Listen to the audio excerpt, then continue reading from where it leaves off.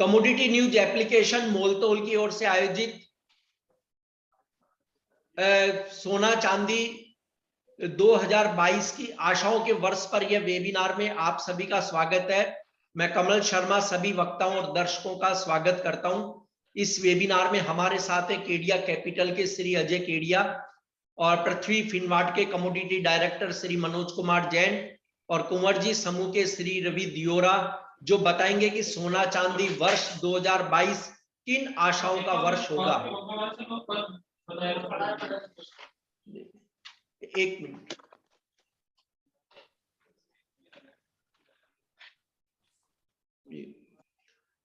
सबसे पहले मैं कहना चाहूंगा कि आप अपने सवाल हमें चैट बॉक्स में पोस्ट करके पूछ सकते हैं, लेकिन अब हम वेबिनार की शुरुआत करते हैं। और अजय जी, आपसे ही शुरुआत है कि सोना चांदी के लिए कैलेंडर वर्ष 2021 कैसा रहा, एक समरी बताइए आप।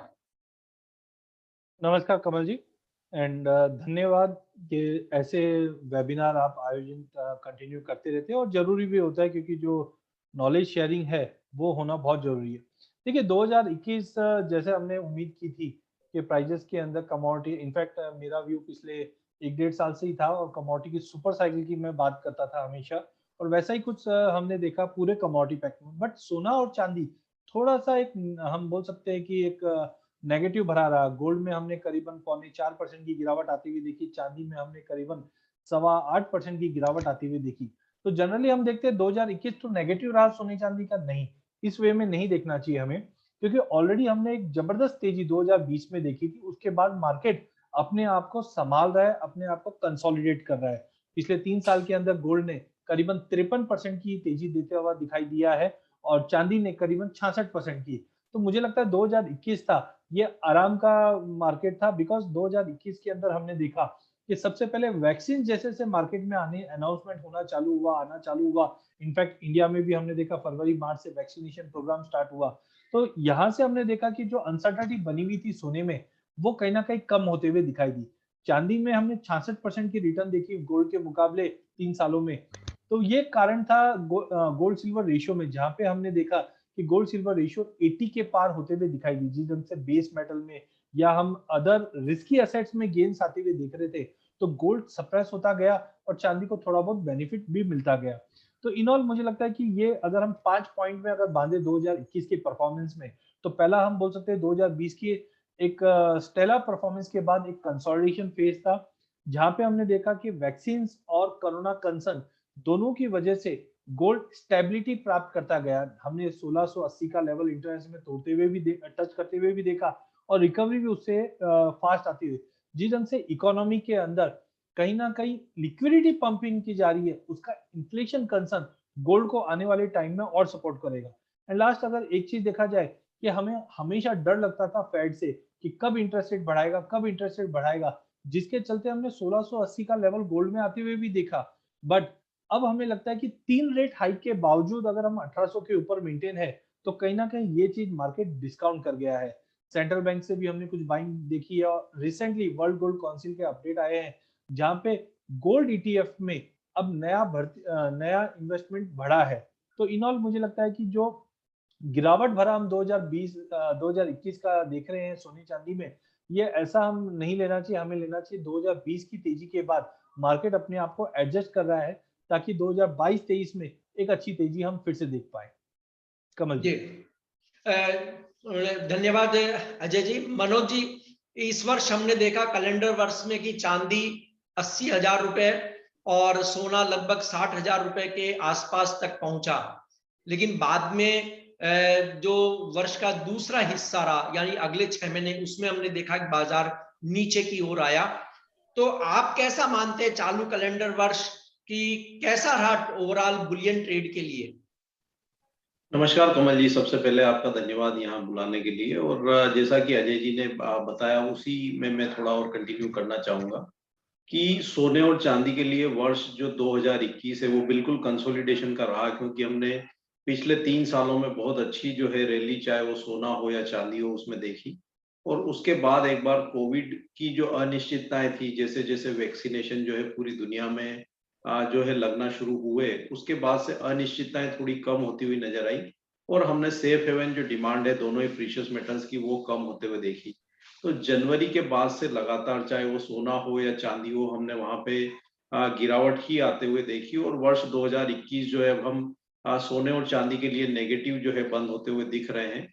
सोने में जहां लगभग 4% की गिरावट रही और चांदी में लगभग 8.5% से ज्यादा की गिरावट देखने को मिली, बावजूद उसके कि हम करेंसी में लगभग 3 से 3.5% जो है डेप्रिशिएट हुए। तो अगर इंटरनेशनल टर्म्स में अगर हम देखें तो सोने में लगभग 6% से अधिक की गिरावट यहाँ देखने को मिली और चांदी में लगभग 10% या उसके ऊपर की जो है गिरावट रही। सोना और चांदी दोनों में ही जो जनवरी महीने में, जनवरी 2021 में जो हाई बने थे, उसके बाद से ग्रेजुअली जो है हमने गिरावट ही आते हुए देखी। चांदी में जहां हमने लगभग 58,200 के लगभग जो लोज जो है वो बनते हुए देखे, सोने में भी हम लगभग 44,000 के आसपास तक गए डाउन साइड में। लेकिन वहां से ग्रेजुअली फिर दोनों ही कमोडिटी में अच्छे सपोर्ट जो है वो लास्ट क्वार्टर में फिर एक बार देखने को मिले। फेडरल रिजर्व की जहां तक बात है, अजय जी ने बताया क्लियरिटी है कि लगभग 3 रेट हाइक यहाँ पे होंगे। साथ में डॉलर इंडेक्स में जो मजबूती आई वो भी अब मार्केट डिस्काउंट कर रहा है। रुपी में भी जो गिरावट आनी थी, शायद हम यहाँ पे अब जो है बॉटम के आसपास ही हैं और यहाँ से फिर ग्रेजुअली जो है शायद 2022 में बढ़त देखने को मिलेगी। तो जो नेगेटिव फैक्टर्स है वो सारे डिस्काउंटेड हैं और जो इन्फ्लेशन है वो अभी भी कंसर्न्स है और जो वायरस के जो नए वेरिएंट्स हैं उनको लेकर के भी अनिश्चितताएं वर्ष 2022 में बनी रहेगी। दूसरा, जो ग्लोबल सेंट्रल बैंक्स हैं उनकी तरफ से टाइटनिंग अब धीरे धीरे होनी शुरू हो रही है। बैंक ऑफ इंग्लैंड ने जो है यहाँ ब्याज दरें बढ़ाई है, बैंक ऑफ कनाडा ने बढ़ाई है, तो उसके बाद यहाँ पे फेडरल रिजर्व की तरफ से भी ब्याज दरों में बढ़ोतरी शुरू होगी। तो 2021 का जो लास्ट क्वार्टर है वहां पे सारे नेगेटिव डिस्काउंट होने के बाद सोने और चांदी ने अच्छी जो है रिबाउंड दिखाई है। तो मेरे हिसाब से वर्ष 2021 जरूर नेगेटिव यहाँ पे क्लोजिंग देता हुआ नजर आ रहा है, लेकिन वर्ष 2022 जो है वो सोने और चांदी के लिए एक अच्छा वर्ष फिर जो है साबित हो सकता है। तो अगले वर्ष से मुझे सोने और चांदी दोनों में ही जो है पॉजिटिव रिटर्न्स की जो उम्मीद है और वो बिल्कुल यहाँ पे शायद दोनों ही कमोडिटी में देखने को मिलेंगे। कमल जी, धन्यवाद मनोज जी। रवि जी, देखिए 2021 से भी लोगों को बहुत आशाएं थी। कुछ आशाएं शुरुआत में बहुत पूरी भी हुई, लेकिन जैसा हम देख रहे हैं कि लास्ट क्वार्टर आते आते बाजार डल हुआ। तो कुल मिला के आपको कैसा, आपकी नजर में कैसा है 2021 सोने चांदी की ट्रेड करने वालों के लिए? डेफिनेटली अगर 2021 की बात करें तो वैसे देखें तो जो सारे एनालिस्ट थे या सारे जो भी हिस्टोरिकल डेटा देख के परफॉर्मेंस जो मैप करते उसको पता था कि थोड़ा ईयर ऑफ कंसोलिडेशन रह सकता है, क्योंकि जैसे कोविड डेल्टा वेरिएंट के बाहर निकले हम, फिर से एक इकोनॉमिक रिकवरी का एक बूस्टर डोज मिला इकोनॉमी को, ग्लोबली सारे इकोनॉमी से, जिसमें एक अच्छा ग्रोथ बैक ऑन ट्रैक आया। बट फिर से ओमिक्रॉन का साइकिल में हम टर्न हुए, तो मीन्स हम शुरुआत की थी ये साल के डेल्टा से और खत्म कर रहे हो ओमिक्रॉन से। तो ये सिचुएशन देखे तो वायरस की सिमिलर है। बट अगर थोड़ा आप दूर जाए तो ये ऐसा नहीं है कि ये एक ही साल ऐसा कुछ पॉजिटिव रिटर्न था 2020 में, बाद में 21 थोड़ा डल रहा। बट हिस्टोरिकली जब से एमसीएक्स में ट्रेडिंग चालू किया 2003-2004 के बाद, तो उसमें मैंने रिटर्न का डेटा निकाला है। अगर आप क्वार्टरली बेसिस पे देखें, हर 3 महीने के क्लोजिंग बेसिस पे देखें, तो सिर्फ गोल्ड ने 2 बार ही नेगेटिव रिटर्न दिया जनवरी मीन्स जनवरी वाले क्वार्टर में। ऑलवेज देखे तो जनवरी वाले क्वार्टर में out of 19 quarter 5 bar flat हुआ है, मीन्स के जिसमें 5% से कम गिरा या चढ़ा है, दो बार नेगेटिव रहा है। और बाद में देखे तो दूसरे जो रिमेनिंग 12 साल 12 बार गोल्ड ने पॉजिटिव परफॉर्मेंस दिया है, अगर हमें क्वार्टरली बेसिस पे देखते हैं। मीन्स के आउट ऑफ 19 ईयर्स 12 साल ये गोल्ड पॉजिटिव टेरिटरी में क्लोज हुआ है। अगर आप 6 महीने के बात करें, मीन जनवरी से लेकर जून की बात करें, तो 2 बार ही नेगेटिव क्लोज हुआ है, एक बार 2013 में और दूसरी बार 2021 में। 3 बार फ्लैट क्लोज हुआ है, ये 6 महीने के रिटर्न की मैं बात कर रहा हूँ। और उसके अलावा 14 टाइम्स 14 साल गोल्ड ने हर पहला जो 6 महीना है वो पॉजिटिव क्लोज दिया है। अगर इसको हम साल में कन्वर्ट करते हैं तो 4 साल ही अभी तक के हिस्ट्री में, एमसीएक्स में जब गोल्ड चालू हुआ तो अभी तक के हिस्ट्री में 4 बार ही गोल्ड 2013, 2014, 2021 एंड एक बार 2007 में गोल्ड नेगेटिव टेरिटरी में क्लोज हुआ था, अदरवाइज सारे ईयर गोल्ड ने पॉजिटिव रिटर्न दिया। तो इसमें सक्सेस रेशियो गोल्ड का है। जैसे हम एज एनालिस्ट काफी जो हमारा कॉल्स का पॉजिटिव है नेगेटिव हम काउंटर करते हैं सक्सेस रेशियो से, तो गोल्ड खुद रिटर्न देने में सक्सेस रेशियो में अपना ही हिस्ट्री अच्छा है, तो आई थिंक वो भी एक काफी पॉजिटिव फैक्टर है। सिमिलर वे में जब एमसीएक्स में गोल्ड चालू हुआ तब हमारे पास एक ही अपॉर्चुनिटी थी, वो था गोल्ड फिजिकल बाइंग।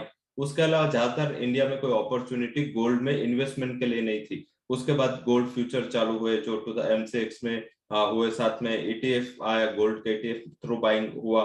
गोल्ड के बाद में बॉन्ड्स जारी किए, आरबीआई ने गोल्ड बॉन्ड, उसको अच्छा रिस्पॉन्स भी मिला, 2.5% का इंटरेस्ट रेट भी मिलता है। बाद में गोल्ड ऑप्शंस भी स्टार्ट हुए जो एक्सचेंजेस ने स्टार्ट किए, तो अभी गोल्ड का स्पॉट एक्सचेंज आ रहा है। तो काफी एवेन्यूज है जहां पे जो हमारे पास ऑप्शंस काफी है, सिलेक्शन है। पहले एक ही सिलेक्शन था, मार्केट में जाओ, ज्वेलर्स के पास जाओ, गोल्ड लेके या गहने लेके आ जाओ। अभी हमारे पास इन्वेस्टमेंट के लिए काफी ऑप्शंस है, तो आई थिंक ये सबसे बड़ा पॉजिटिव चीज है। साथ में जो नवंबर महीना है ना, उसमें काफी फंडामेंटल्स गोल्ड के लिए सपोर्ट में आए, वो था गोल्ड का ईटीएफ बाइंग जो 6 से 7 महीने में नेगेटिव टेरिटरी में घूम रहा था, वो पॉजिटिव हुआ। एसपीडीआर होल्डिंग जिसमें कट देखने को मिला था, उसमें एडिशन नवंबर में देखने को मिला। इक्विटीज में काफी इमर्जिंग इक्विटीज है जिसमें से आउटफ्लो था, उस या वो तो बॉन्ड में गया या गोल्ड में आया। तो आई थिंक ये एक पॉजिटिव फैक्टर डेवलपमेंट अभी हो रहा है। तो आई थिंक मुझे लग रहा है कि ये जो सपोर्टिव फैक्टर है, ये जो रिकवरी है, वो 2022 के लिए काफी ब्राइट है। आई थिंक ये मुझे लग रहा है कि नेक्स्ट ईयर हमारे पास 2 ऑप्शन है। ग्लोबल इकोनॉमिक्स में एक्सपेक्ट कर रहा हूँ 2 वे में जाएगी। एक तो अगर ओमिक्रॉन का खतरा नहीं रहा, अगर ओमिक्रॉन यहाँ साइलेंट हो गया और उसका इतना प्रभाव नहीं हुआ, तो सेंट्रल बैंकर का जो टाइटनिंग है वो जारी रहेगा, इंटरेस्ट रेट वाइज हो या लिक्विडिटी वाइज हो। बट जो खतरा रहेगा वो रहेगा इकोनॉमिक ग्रोथ। अभी जो इकोनॉमिक ग्रोथ को लेके फिर से कंसर्न्स रहे, नियर जो ये दिसंबर के डेटा में एक्सपेक्ट कर रहा हूँ कि थोड़े कॉन्फिडेंस वाइज थोड़े नीचे आएंगे, तो आई थिंक ये गोल्ड को सपोर्ट करेगा। एंड अगर इन्फ्लेशनरी प्रेशर बढ़ा आगे जाके, अगर इकोनॉमिक रिकवरी के पाथ पे आई और इन्फ्लेशन बढ़ा, तो भी गोल्ड के लिए सपोर्टिव है। हम नेगेटिव सोचते हैं, अगर ओमिक्रॉन का खतरा बढ़ा तो आई थिंक ऐसे भी सेफ हेवन बाइंग है गोल्ड में। तो ऑलवेज अभी रोजी पिक्चर दिख रहा है, मुझे लग रहा है कि नियर टर्म ये अगले 6 महीने एटलीस्ट गोल्ड के लिए पॉजिटिव रहने चाहिए। जी धन्यवाद रवि जी। मनोज जी, यहाँ एक सवाल आता है, देखिए कि आप तीनों एनालिस्ट का कहना है कि सोना जो है लंबे समय से, कई वर्ष से तेजी के दौर में, तो क्या जो बुलिश ट्रेंड है, क्या बुल रन 2022 में भी देखने को मिलेगा, या अब गोल्ड में धीरे धीरे बुल रन खत्म होने जा रहा है? क्या स्थिति होगी 2022 के लिए? नहीं, बिल्कुल यहाँ पे जो बढ़त है 2022 में वो फिर एक बार देखने को मिलेगी, क्योंकि ग्लोबल जो इन्फ्लेशन है वो काफी हाई लेवल पर है। और डिस्पाइट यहाँ पे जो monetary tightening global central banks की तरफ से देखने को मिलेगी, बावजूद उसके यहाँ पे जो इन्फ्लेशन है वो 2022 में रहने ही वाला है। तो काफी हद तक जो है, जो बढ़ा हुआ इन्फ्लेशन है वो फिर एक बार सोने और चांदी की कीमतों को सपोर्ट करता हुआ नजर आएगा, और फिर वहाँ जो सेफ हेवन डिमांड है वो इमर्ज होती हुई नजर आएगी। जहां तक लंबे समय की बात है, तो मेरा मानना है कि सोना हो या चांदी हो, अगर हम इसको प्रीशियस मेटल मानते हैं, तो यहाँ पे लंबे समय में हमेशा तेजी ही देखने को मिलेगी, क्योंकि जब तक दुनिया रहेगी यहाँ पे इन्फ्लेशन रहेगा, और इन्फ्लेशन रहेगा तो सोने और चांदी की जो डिमांड है वो भी यहाँ बरकरार रहेगी। तो लंबे समय में चाहे सोना हो या चांदी हो, दोनों का ही निवेश वो आपका यहाँ पे प्रॉफिटेबल ही रहने वाला है। जैसा कि रवि ने बताया कि हम अभी लगभग यहाँ पे 18 इयर्स जो है वो एक्सचेंज को स्टार्ट हुए हो गए हैं, उसमें से केवल 4 साल ऐसे गए हैं जहाँ पे हमको नेगेटिव रिटर्न होने में देखने को मिला है। तो जो रिस्क रिवार्ड का अगर हम परफॉर्मेंस देखें, तो हर 4 में से 3 साल लगभग हम यहाँ पे पॉजिटिव रहे हैं। तो अभी ये 2021 है, यहाँ पे हम नेगेटिव हैं, तो हो सकता है कि अब अगले आने वाले 2 से 3 साल फिर एक बार यहाँ पे पॉजिटिव जो है वो सोने और चांदी में देखने को मिल सकते हैं। तो लॉन्गर पीरियड में सोना और चांदी दोनों पॉजिटिव ही रहने वाले हैं, क्योंकि इन्फ्लेशन दुनिया से कभी खत्म होने वाला नहीं है। इन्फ्लेशन रहेगा तो सोना चांदी यहाँ पे तेजी की ओर ही रहेंगे। अगर आप पिछले 50 साल या 100 साल का भी अगर ग्राफ निकाल के देखेंगे, तो आप देखेंगे कि यहाँ पे जो गोल्ड हो या सिल्वर हो और जितने भी सेफ हेवन असेट्स हो, वहां पे आपको positive return he over the period जो है वो देखने को मिले हैं। तो यहाँ पे बिल्कुल 2022 में सोना और चांदी दोनों में जो रिटर्न्स हैं वो पॉजिटिव बनते हुए दिख सकते हैं कमल जी, इन्फ्लेशन को देखते हुए। जी अजय जी, देखिए शेयर बाजार के सबसे बड़े इन्वेस्टर राकेश झुंझुनवाला से जब भी किसी चैनल ने बात करी, किसी भी प्लेटफॉर्म पे बात हुई, उन्होंने हमेशा ये कहा कि मैं शेयर बाजार को बुलिश ही मानता हूं और बुल रन बना रहेगा भारत के लिए। क्या आप मानते हैं कि सोने में भी इसी तरह का बुल रन आगे बना रहेगा या इस पे कोई लगाम लगेगी? देखिए, जैसे मनोज जी ने भी कहा, मैं सबसे बेसिक चीज पे सबसे सवाल यही पूछता हूँ कि कोई भी इकोनॉमी को बढ़ने के लिए इन्फ्लेशन होना बहुत जरूरी है। इन्फ्लेशन होता किससे है? शेयर बाजार से नहीं होता इन्फ्लेशन। इन्फ्लेशन होता है कमोडिटी से। कमोडिटी के भाव बढ़ने से ही हम इन्फ्लेशन बोलते हैं कि सोना बढ़ गया, गैस बढ़ गई, कोई ना कोई। तो मुझे लगता है कि इन्फ्लेशन तो कंटिन्यू रहेगा और उसकी वजह से सोना ही एक ऐसा कमोडिटी हम बोल सकते हैं जो इन्फ्लेशन हेज होता है। आज कोई भी वित्तीय संकट आते, मैं 50 नहीं, हजारों एग्जांपल देता हूँ। इनफैक्ट मैं एक सेमिनार में था, तब मेरे साथ एक इक्विटी के अच्छे जाने माने बंदे भी थे, तो बोले सब इक्विटी में इन्वेस्ट करना था। इक्विटी में अगर आप ना 30 सालों में इन्वेस्ट करते तो इतना पैसा बन जाता। और ज्यादा करके हम देखते हैं, हमारे पास व्हाट्सएप भी आते रहते हैं कि सर अगर आपने आईटीसी में 20 साल पहले, 30 साल पहले पैसा लगाया होता तो आप अरबपति बन जाते। तो मेरा एक ही सवाल था, उसमें 300 जन बैठे हुए थे हॉल में, मतलब उसमें से मुझे एक आदमी भी बता दो जिसके पास आईटीसी, विप्रो या रिलायंस 30 साल से पड़ा हुआ है, तो मेरे को बता दो। और मैं 300 नहीं, 3000 आदमी ढूंढ के बता दूंगा जिसके पास सोना 30 साल से नहीं 50 साल से पड़ा हुआ है। तो सोने की जो महत्वता है वो इसी से समझ में आ जाती है। बोलने में इक्विटी दिखाई देता है, लेकिन जिसको स्लो एंड स्टेडीली रिटर्न बनाना है, और वो भी इक्विटी के, अगर आप इक्विटी को 10 साल का रिटर्न देख लीजिए, इक्विटी और इन्फ्लेशन एडजस्टेड गोल्ड को, तो आप देखोगे इक्विटी ने 1100% का रिटर्न दिया है, तो गोल्ड ने 1050 का दिया है।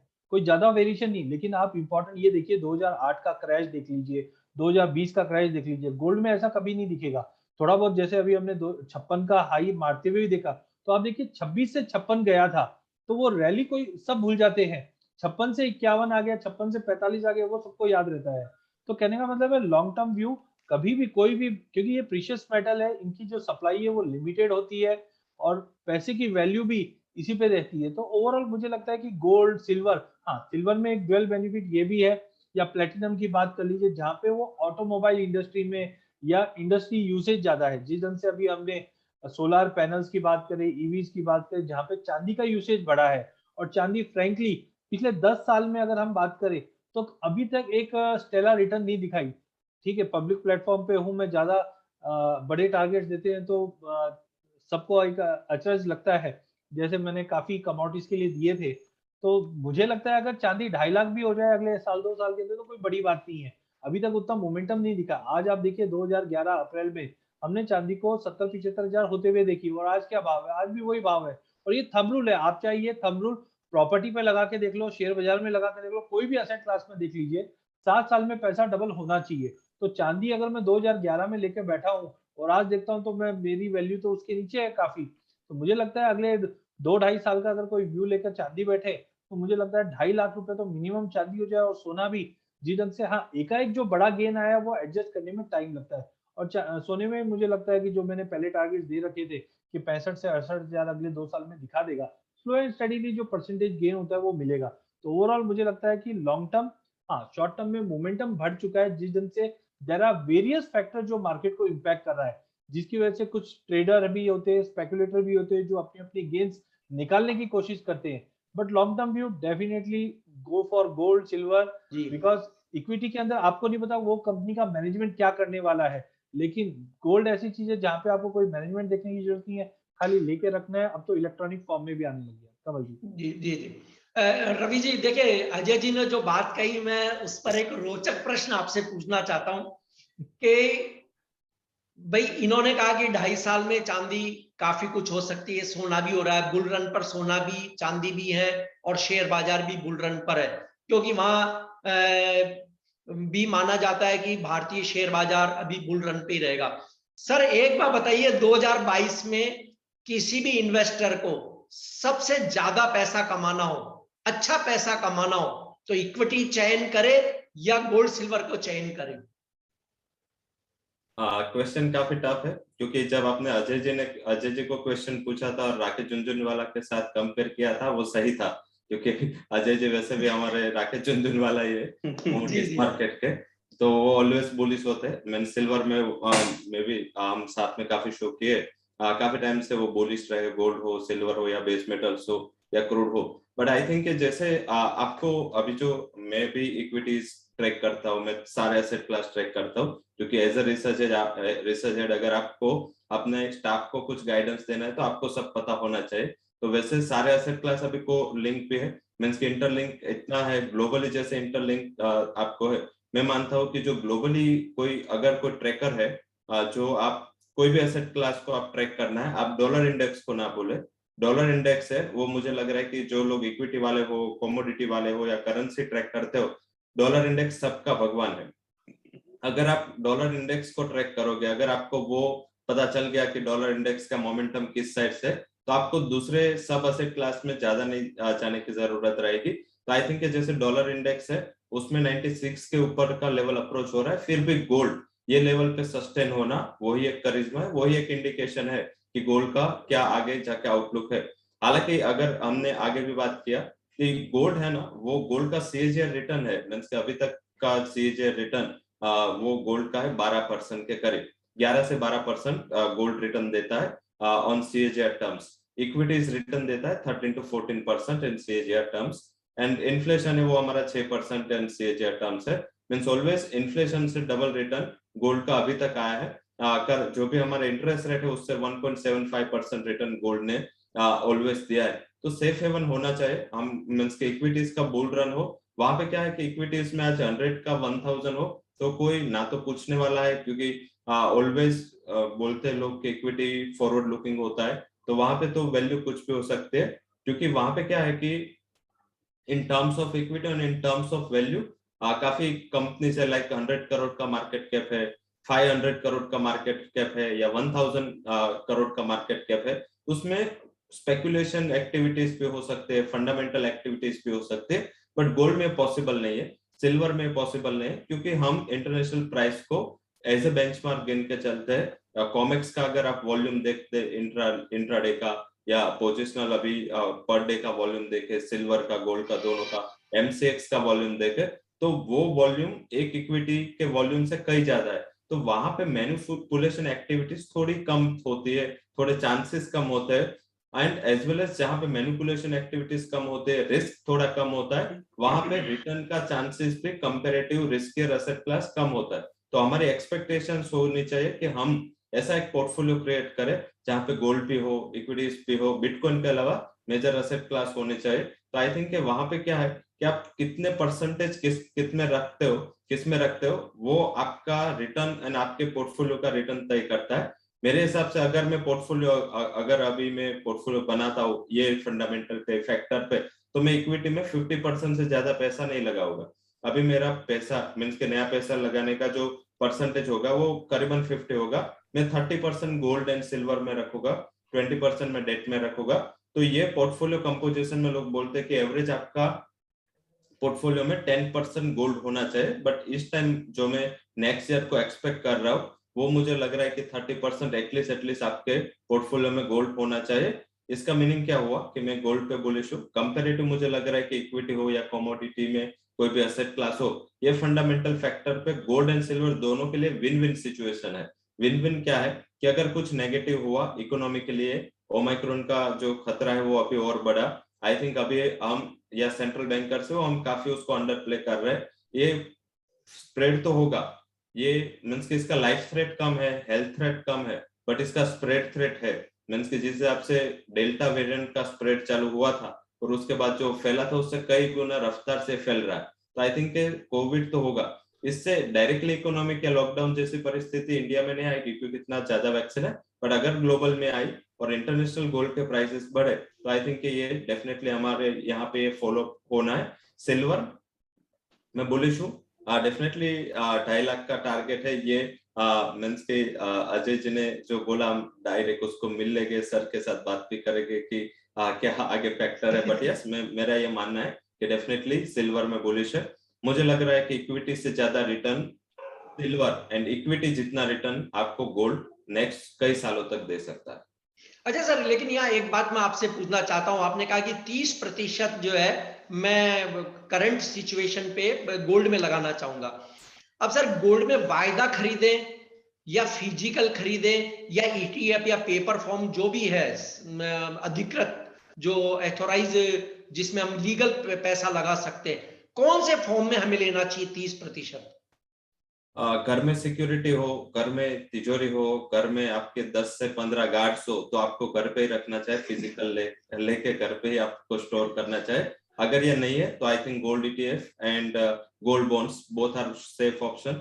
अगर आपका 6 से 7 साल का नजरिया है, आपको बेचना नहीं है, लॉक इन पीरियड आप अगर बेर कर सकते हो तो RBI का जो अभी नया 2.5% का इंटरेस्ट पे आता है, 10 साल में 25% एडिशनल रिटर्न आपको गोल्ड बॉन्ड से मिलेंगे, तो आई थिंक ये सेफर ऑप्शन है। अगर लॉन्ग टर्म आपको 6-7 साल आपको पैसा चाहिए नहीं, अगर आपको इन बिटवीन कुछ मैनिपुलेशन करना है, इन बिटवीन आपको कुछ पैसे की जरूरत है, तो gold ETF are best option. कभी भी आप लिक्विडेट करके आप गोल्ड में कन्वर्ट भी कर सकते हो, या आपका इन्वेस्टमेंट हो रियलाइज करके आप अदर रेवेन्यू में भी उसको यूज कर सकते हो। तो ये जंक्चर में मुझे लग रहा है कि गोल्ड ETF बेस्ट है। अगर शॉर्ट टर्म 2-3 साल के लिए आप प्ले कर रहे हो, थोड़ा पैसा आप गोल्ड बॉन्ड में भी रखो, क्योंकि क्या है कि जब कोई एग्जिट का वे होना तब आप जल्दी एग्जिट कर लेते हो।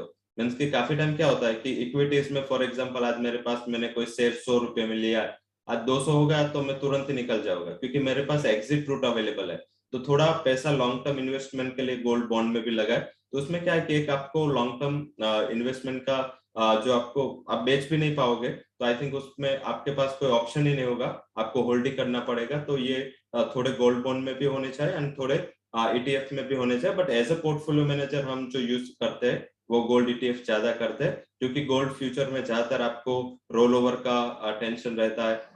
एवरी टाइम आपको एवरी 3 मंथ 4 मंथ अगर फार कॉन्ट्रैक्ट भी लिए तो आपको रोल ओवर करना पड़ता है। साथ में गोल्ड स्पॉट एक्सचेंज आएगा, ये मुझे लग रहा है कि इंडिया के गोल्ड मार्केट का वैल्यू काफी चेंज कर देगा, क्योंकि अभी तक क्या स्पॉट मार्केट अवेलेबल नहीं था, तो डिफरेंट रेट है, डिफरेंट मार्केट है, डिफरेंट टर्म्स है।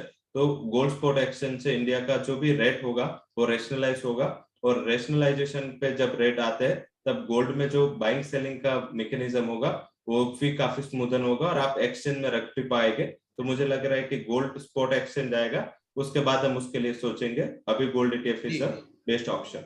जी अच्छा मनोज जी, जैसे देखिए रवि जी ने भी कहा, और ये बात एक हमेशा आती है कि डॉलर इंडेक्स पर नजर रखें अगर सोना चांदी में कारोबार करना है। सर ये गणित बहुत सीधे से शब्दों में बता दीजिए कि डॉलर इंडेक्स में किस तरह का मूवमेंट हो तो हम बेच दें, और डॉलर इंडेक्स में किस तरह का मूवमेंट हो तो हम खरीद लें।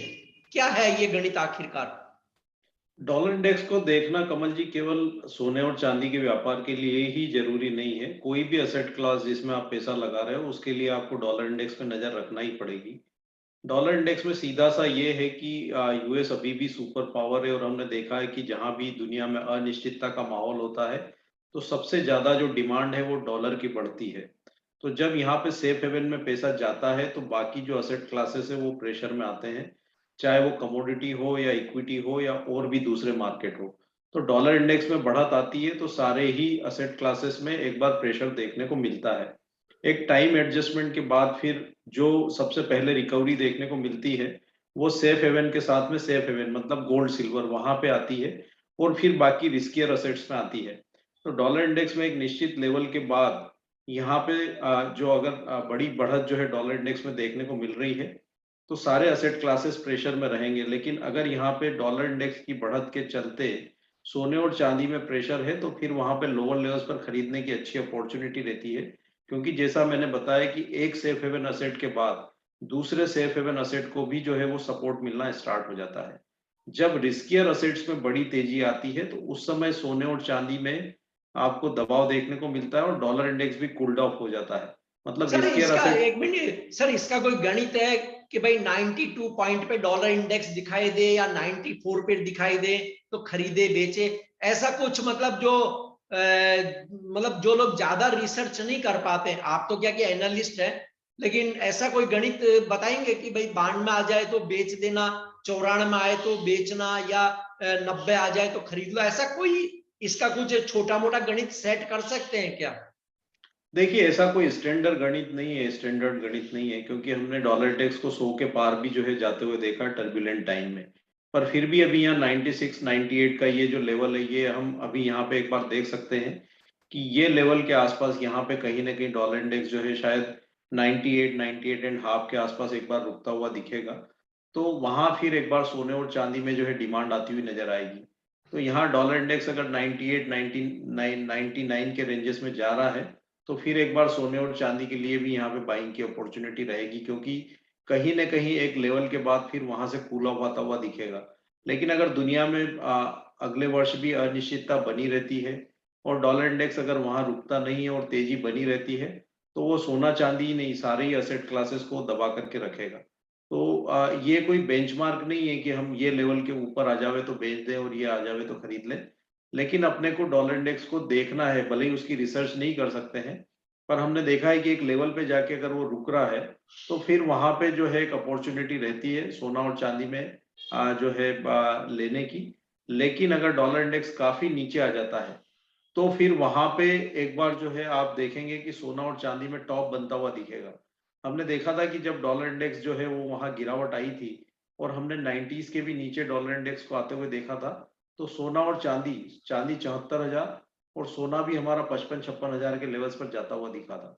तो बिल्कुल यहाँ पे इनवर्स कोरिलेशन जो है वो देखने को मिलता है और वो ऑब्जर्व भी होता है वैल्यू के बेसिस पे। लेकिन ऐसा कोई स्टैंडर्ड बेंचमार्क नहीं है कि ये लेवल जो है वो आवे तो हम जी। यहाँ से निकल जाए। लेकिन सर ऐसा कुछ चार्ट पे दिख रहा है कि डॉलर इंडेक्स आने वाले, अगर हम 15 दिन की भी बात कर लें या शॉर्ट टर्म की बात करें, तो कितना मूव ऊपर की ओर हो सकता है या उसमें कोई गिरावट देखने को मिल रही है चार्ट पर?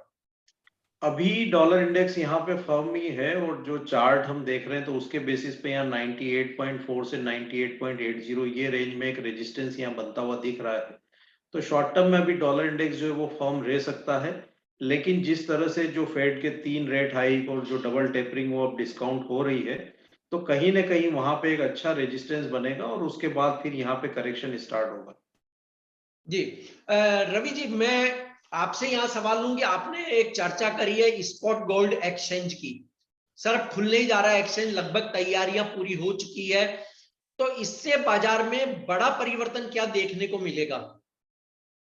हाँ, डेफिनेटली ये जो कंसल्टेशन पेपर है, जब माननीय हमारे फॉर्मर फाइनेंस मिनिस्टर है, late finance minister Arun Jaitley ji, उन्होंने ये पूरा जो integration of spot and future exchange के लिए काफी वर्क किया था। उस टाइम में कमेटी में भी था और हमने काफी अरुण जेटली यूनिवर्सिटी जो पॉलिसीज बनाते हैं उसको भी काफी इस पे हेल्प की थी। उस पे हमने डॉक्यूमेंटेशन में भी काफी थ्योरेटिकल एंड प्रैक्टिकली भी काफी इनपुट्स दिए थे। आई थिंक ये जो स्पॉट एंड फ्यूचर का इंटीग्रेट होना एंड ये एक गोल्ड स्पॉट एक्सचेंज होना, वो स्पॉट मार्केट के लिए काफी इंपॉर्टेंट रहेगा। ये इंडिया की जो गोल्ड मार्केट है ना उसको चेंज करके रख देगा। उसका अगर एग्जांपल लेना है तो शंघाई गोल्ड एक्सचेंज आप देखें, पहले शंघाई मेटल एक्सचेंज में गोल्ड था, बाद में वो अलग से शंघाई गोल्ड एक्सचेंज हुआ, उसके ऊपर अलग से कई कॉन्ट्रैक्ट्स लॉन्च हुए और उसके बाद जो चाइना में गोल्ड का ट्रेडिंग वॉल्यूम बढ़ा, नेक्स्ट ईयर 150% ट्रेडिंग वॉल्यूम बढ़ा था, लोग का इंटरेस्ट भी काफी आया था। तो आई थिंक एक इंटरेस्टिंग चीज है। सेकंड के अभी क्या है कि अभी एमसीएक्स के रेट है, एमसीएक्स के स्पॉट रेट है, दूसरे भी कई एक्सचेंजेस लाइक एनएससी ने भी अपना गोल्ड में चालू किया।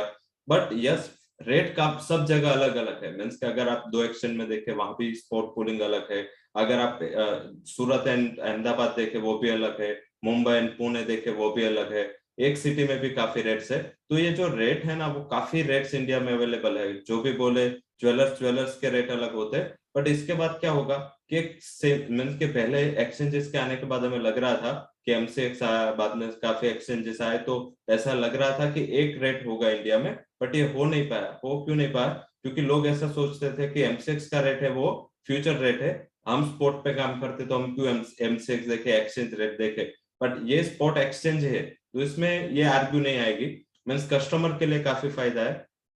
जो अलग अलग रेट, अलग अलग स्टैंडर्ड, अलग अलग करके जो ज्यादा पैसे या कम पैसे में देना, ये सब होगा। और मार्केट में इंडिया में एक रेट पे काम होगा, थोड़ा ऊपर नीचे होगा। ये इंडिया है, इतनी 140 करोड़ पहुंचना है पॉपुलेशन, तो यहाँ पे हर दिमाग रहता है, हर लोग के प्राइजर, हर तरह के मंतव्य होते हैं, बट मुझे लग रहा है कि मैं ये हिस्टोरिकल रिफॉर्म ये देख रहा हूँ कि एक रेट पे सब काम करेंगे। आज मनोज जी को पूछो, मुझे पूछो, अजय जी को पूछो, तो हम अभी एमसीएक्स में हम सारे सेम रेट देते हैं, बट अगर हमें और कोई ज्वेलर को पूछो तो वहां पे रेट का डिफरेंस रहता है, वो डिफरेंस हट जाएगा। सेकंड की जो आप अभी फिजिकल स्टोर नहीं कर पा रहे एज अ फंड मैनेजर हो या एज अ इंडिविजुअल हो, तो आपको गोल्ड फिजिकल में रखना अभी, क्योंकि एक्सचेंज में रख सकते हैं बट वहां पे आपको एक थोड़ा थ्रेट रहता है कि आपका प्रीमियम एंड डिस्काउंट का थ्रेट रहता है कि आप अगर बाय फार कॉन्ट्रैक्ट लेते हो या नियर कॉन्ट्रैक्ट लेते हो 300-400 रुपए का काफी टाइम गैप भी रहता है, तो ये नहीं रहेगा। आप अपना जो गोल्ड है वो स्पॉट एक्सचेंज में उसके वेयर हाउसेस पे स्टोर कर पाओगे।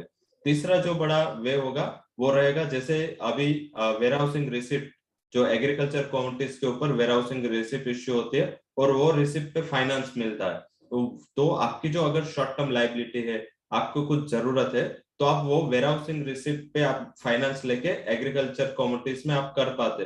बट अभी गोल्ड में ऐसा कुछ स्टैंडर्ड पुलिंग मैकेनिज्म नहीं था, बट ये स्पॉट एक्सचेंज आने के बाद आपको जो रिसिप्ट ई रिसिप्ट इश्यू होगी उसके ऊपर जो बैंक है वो आपको फाइनेंस भी करेगी, और वो फाइनेंस जो करेगी वो कंपेरेटिव, जैसे अभी एग्रीकल्चर कमोडिटीज में भी कमोडिटीज वाइज फाइनेंस रेट अलग है, बट उसमें ये नहीं होना है, उसमें कम्पिटिटिव रेट मिलेगा आपको फाइनेंस में क्योंकि स्टैंडर्डाइजेशन है। तो आई थिंक ये दो बड़े रिफॉर्म्स है, एक तो एक सिमिलर रेट होना, और सेकंड कि आपको लोन भी मिलेगी गोल्ड के ऊपर, तो आपको गोल्ड बेचने नहीं जाना है अगर आप लॉन्ग टर्म होल्डर हो, शॉर्ट टर्म कुछ फाइनेंस की जरूरत है उसके ऊपर पैसा उठा के आप अपना शॉर्ट टर्म लाइबिलिटीज है वो कैटर कर सकते हैं। जी अजय जी, आपसे सवाल है कि देखिए सोने में हम स्पॉट एक्सचेंज ला रहे हैं, सोने में हम अलग अलग एक्सचेंज में काम कर रहे हैं, भारत एक बड़ी मात्रा में इंपोर्ट भी करता है, लेकिन हम देखते हैं कि हम वैश्विक वर्ल्ड के बुलियन मार्केट की दिशा बदलने में हम सक्षम नहीं है, अभी भी उतनी कैपेसिटी नहीं रखते, जबकि चीन का एक मूवमेंट होता है तो वो बहुत कुछ प्रभावित कर देता है। ऐसा क्यों हो रहा है जबकि हम सबसे बड़े इंपोर्टर हैं? देखिए, प्रैक्टिकली अगर अपन देखें तो इंडिया सबसे बड़ा कंज्यूमर हुआ करता था। हम अगर 2009, 10, 11, 12 तक की बात करें तो हम लोग लगभग 1000 से 1100 टन के आसपास का हमारा इंपोर्ट होता था, और चाइना सेकंड नंबर पे था। बट 2013 में हमने देखा कि गवर्नमेंट ने ये चीज़ भापी कि हमारे जो इंपोर्ट बिल्स है वो काफ़ी, तो हमने इंडिया में देखा कि गवर्नमेंट के जो एक्शंस है वो कंटिन्यू देखते रहते। जैसे हमने तेल के भाव में देखा कि हमारे इंपोर्ट बढ़ रहे, तो तुरंत ही गवर्नमेंट ने एक्शन लेना चालू किया। तो कहने का मतलब है गवर्नमेंट ने जो प्रोएक्टिवली पिछले 10-12 साल में जो एक्टिविटी रखी है, इसका कहीं ना कहीं खामियाजा गोल्ड एज ए इम्पोर्ट लग भी रहा है, बिकॉज हमारा काफी बड़ा रेवेन्यू गोल्ड इंपोर्ट में जा रहा है। आज भी अगर हम 2021 की बात करें तो लगभग हम 800-900 टन के आसपास पहुंच गए हैं, जो 2013 में हम देखते थे। 2013 में ये अलार्मिंग सिचुएशन थी, जिसके चलते गवर्नमेंट ने इंपोर्ट ड्यूटी में हमने देखा कि बहुत बेतहाशा बड़ी तेजी इंपोर्ट ड्यूटी 2013 जनवरी में हमने बढ़ती हुई देखी थी, और उसी के नतीजन हमारा जो इंपोर्ट है वो 600 टन तक रह गया था। कहीं न कहीं गवर्नमेंट ने इसको भापा और 2 पार्ट में डिवाइड कर दिया था। हमारी जो एक्चुअल आज की भी डिमांड है वो काफ़ी ज़्यादा है, बट गवर्नमेंट ने 2 पार्ट में डिवाइड किया इस चीज़ को समझकर। एक है इन्वेस्टमेंट डिमांड और एक है कंजम्पशन डिमांड। जैसे कि आप जानते हैं कि इंडिया में हम जो सोना माफ़ कीजिए, परचेज़ नहीं बोलूँगा मैं, कंज़्यूम बोलूँगा। हम जो भी सोना अभी तक लेते थे वो परचेज़ नहीं करते थे, हम कंज़्यूम करते थे। मतलब स घर में धनतेरस हो, चाहे अक्षय तृतीया हो, किसी का बर्थडे हो, कोई भी फंक्शन हो, कहीं न कहीं गोल्ड का चार्म रहता ही था। और जो ये सोना आता है, ये सीधा घरों में चले जाता है, और लगभग करीबन जो वर्ल्ड गोल्ड काउंसिल के 2 साल पहले के जो फिगर्स थे, वो करीबन 23,000 टन के आसपास के फिगर बता रहे हैं, जो सोना घरों में पड़ा है और वो कभी यूज़ नहीं हुआ है। तो एक तरह से डेड इन्वेस्टमेंट, उसको समझते हुए गवर्नमेंट ने गोल्ड एज़ ए इन्वेस्टमेंट करके भी पुश किया, जहाँ पे हमने देखा gold souvenir bond, gold ETF या गोल्ड मोनेटाइजेशन का भी स्कीम रन किया था। बट हम जानते हैं कि इंडिया में हम सोना इमोशन के साथ लेते हैं, और इमोशन और सोने को अलग-अलग नहीं किया जा सकता, उसके चलते वो स्कीम भी ज़्यादा फुलफिल नहीं पाई। बट ओवरऑल मुझे लगता है कि गवर्नमेंट इंटरवेंशन जो रहा है टाइम टू टाइम, अभी भी हमने देखा 2-3 दिन पहले ऐसी अटकलें लगाई जा रही थी कि इम्पोर्ट ड्यूटी में कटौती करेंगे, बट जहाँ तक मुझे समझ में आया वो कोई इम्पोर्ट ड्यूटी कटौती में नहीं है, वो जीएसटी एडजस्टमेंट के साथ एक प्रपोजल ज़रूर गया हुआ है, क्योंकि as of now we are not in place कि हम गोल्ड की इंपोर्ट ड्यूटी को कम करें। और उसका जिस ढंग से हमने तेल में हमने ये सीन देखा था, हमारा रिकॉर्ड इंपोर्ट हुआ। तो आई थिंक इंडिया के लिए अभी भी हम प्राइस टेकर है, ना कि प्राइस मेकर है। चाइना नो डाउट बड़ा साइज है इंडिया से, जिसकी वजह से वहाँ पे भी हम देखते हैं कि जैसे चाइनीज न्यू ईयर है तो वहाँ पे भी गोल्ड का अभी भी क्रेज है। इनफैक्ट हमने रिकॉर्ड इंपोर्ट चाइना में देखा था। अगर हम हांगकांग से अगर देखें फिगर बनाए तो काफी रिकॉर्ड इंपोर्ट चाइना में भी हुआ है रिसेंटली। तो ओवरऑल मुझे लगता है गवर्नमेंट इंटरवेंशन की वजह से हम लोग थोड़े से लैगिंग कर रहे हैं, बट इंडिया में जो गोल्ड का चार्म है वो कंटिन्यू रहना है। हाँ, अब जो डिस्ट्रीब्यूशन हुआ है आपका इन्वेस्टमेंट डिमांड और कंजम्पशन डिमांड, वो इम्पोर्टेंट, क्योंकि ये साल हमने देखा 25 लाख शादी थी, जिसके चलते भी हमने देखा गोल्ड में जो फिजिकल डिमांड है वो बढ़ते हुए दिखाई दी Q3 और 4 में कोरोना के बाद। और हमने उसी के असर में देखा कि डोमेस्टिक मार्केट में प्रीमियम्स भी काफी बढ़ गए थे। तो ओवरऑल मुझे लगता है कि थोड़ा सा डिमांड शिफ्ट हुआ है, जिसकी वजह से हमारे इंपोर्ट्स कम दिख रहे हैं, पेपर गोल्ड में हमारा इन्वेस्टमेंट बढ़ा है। तो ओवरऑल वैसे तो डिमांड इंडिया में कंटिन्यू मेंटेन रहेंगे आने वाले सालों में। जी रवि जी, अब मैं आपसे सवाल लूं, क्योंकि आपने स्पॉट गोल्ड की चर्चा की है, पर सर जब गोल्ड का नाम आता है तो लोगों को दुबई याद आता है कि दुबई की एक चमक दमक है गोल्ड को लेके। क्या वैसी कोई चमक दमक भारत में बन पाएगी कभी कि लोग दुबई जाने के बजाय भारत आने लग जाए, दुनिया भर से लोग, कि गोल्ड यानी भारत चलना हमें? क्या ऐसा हो पाएगा? ये काफी दूर की बात है। अभी लग रहा है कि पर्टिकुलर अगर हमारे यहाँ ड्यूटी का स्ट्रक्चर है एज वेल एज जो अभी हमने टाइट किया है मॉनेटरी टर्म्स में, और जो इजी मनी था वो भी काफी टाइट हुआ है, तो ये थोड़ा क्योंकि अगर हम यहाँ पे जीरो ड्यूटी कर दे तो ये पॉसिबिलिटीज है। पर जैसे अजय जी ने बात किया कि हमारे यहाँ इम्पोर्ट ड्यूटी जो आगे जाके कट होने का प्रस्ताव है, बट 900 टन ऑलरेडी हम बाय कर चुके, इंपोर्ट कर चुके, तो इतनी बड़ी इंपोर्ट के बाद गवर्नमेंट शायद इतना रिलैक्सेशन ना दे।